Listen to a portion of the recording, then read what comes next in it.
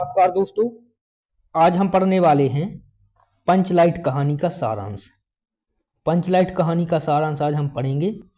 तो इस कहानी का सारांश हर बार लगभग हर साल बोर्ड एग्जाम्स में पूछा जाता है और 5 नंबर में आता है, लगभग 5 नंबर में। तो शुरू करते हैं पंचलाइट कहानी का सारांश। पंचलाइट रेणु जी द्वारा लिखित एक ग्रामीण जीवन पर आधारित कहानी है। इसमें एक गांव की कहानी को बताया गया है।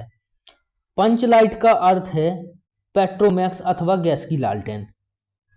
गांव में अशिक्षित लोगों की एक टोली है जिसने रामनवमी के मेले से एक पेट्रोमैक्स खरीदा। गांव वाले उसे पंचलैट कहकर पुकारते थे। गांव वाले उसको पंचलैट कहकर पुकारते थे। अब प्रश्न यह पैदा हुआ कि पंचलैट उन्होंने खरीद ली मेले से। अब प्रश्न क्या है हुआ कि पंचलैट को जलाएगा कौन? पंचलैट को जलाएगा कौन? किसी को भी पंचलैट जलाना नहीं आता था, केवल गोधन पंचलैट जलाना जानता था।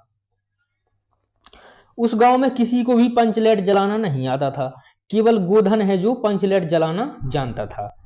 गुलरी काकी गोधन को बुलाकर लाई। एक महिला गुलरी काकी जो गोधन को उसके घर से बुला लाई और फिर गोधन ने पंचलैट को बिना स्प्रिट यानी बिना मिट्टी के तेल के, स्प्रिट होता है मिट्टी का तेल, बिना मिट्टी के तेल यानी बिना स्प्रिट के गरी की तेल की मदद से जला दिया। गोधन ने पंचलैट को बिना स्प्रिट के गरी के तेल की मदद से जला दिया। पंचलैट के जलते ही लोग प्रसन्न हो गए। जैसे ही पंचलैट जली लोग प्रसन्न हो गए। ठीक है दोस्तों, पंचलैट के जलते ही लोग प्रसन्न हो गए और गोधन की सारी गलतियां माफ कर दी गई। ठीक है, और गोधन ने जो पहली गलतियां की थी वो सारी गलतियां लोगों द्वारा माफ कर दी गई, क्योंकि वो पंचलैट के जलने से इतने प्रसन्न हो गए थे कि गोधन की सारी गलतियां उन्होंने माफ कर दी। उसको पुनः अपने समूह में शामिल कर लिया। पहले उसे समूह से बाहर कर दिया था, अब उसे पुनः अपने समूह में लोगों ने शामिल कर लिया। ठीक है, आगे देखते हैं। आगे है,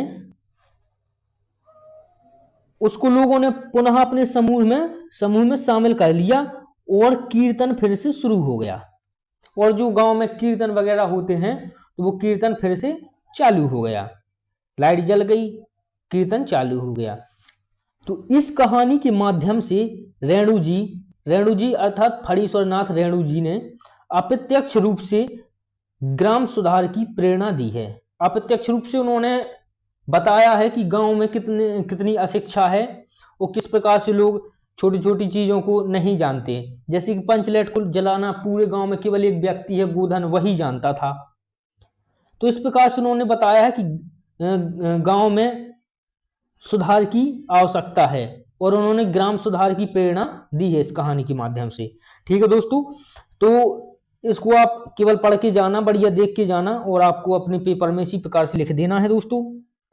तो धन्यवाद। अगर आपको किसी और टॉपिक में आपको समस्या है तो आप मुझे कमेंट करें, मैं आपकी कोशिश करूंगा कि आपकी मदद हो। ठीक है दोस्तों, धन्यवाद।